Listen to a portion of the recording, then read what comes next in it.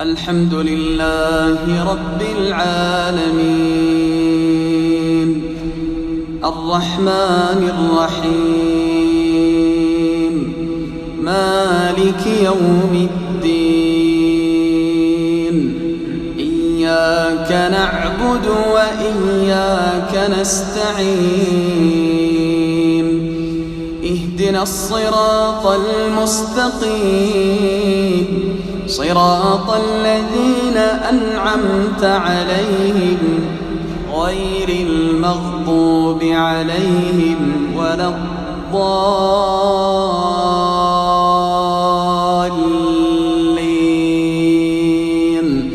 آمين.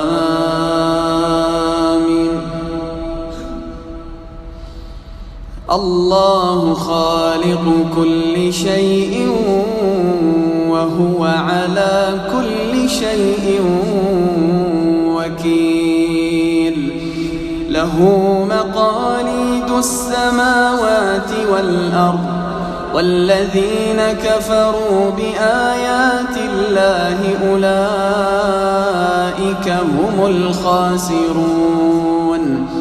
قل أفغير الله تأمروني أعبد أيها الجاهلون؟ ولقد أوحي إليك وإلى الذين من قبلك لئن أشركت ليحبطن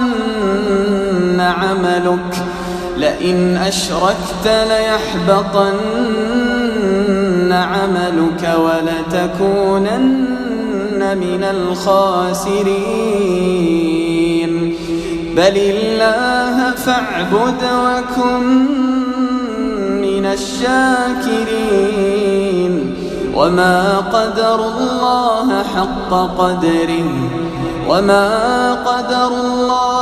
حق قدره والأرض جميعا قبضته يوم القيامة والسماوات مطويات بيمينه سبحانه وتعالى عما يشركون. ونفخ في الصور فصعق من في السماوات ومن في الأرض إلا من شاء الله ثم نفخ فيه أخرى فإذا هم قيام ينظرون. وأشرقت الأرض بنور ربها ووضع الكتاب وجيء بالنبيين والشهداء وقضي بينهم بالحق وهم لا يظلمون. ووفيت كل نفس ما عملت وهو أعلم بما يفعلون.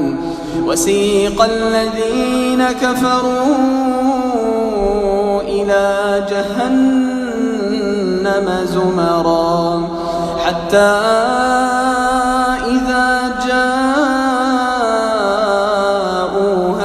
فتحت أبوابها وقال لهم خزنتها ألم يأتكم رسل منكم يتلون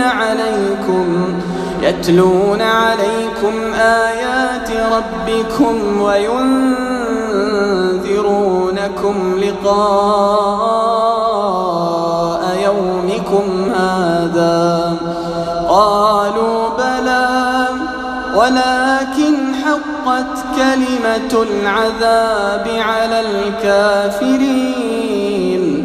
قيل ادخلوا أبواب جهنم خالدين فيها فبئس مثوى المتكبرين.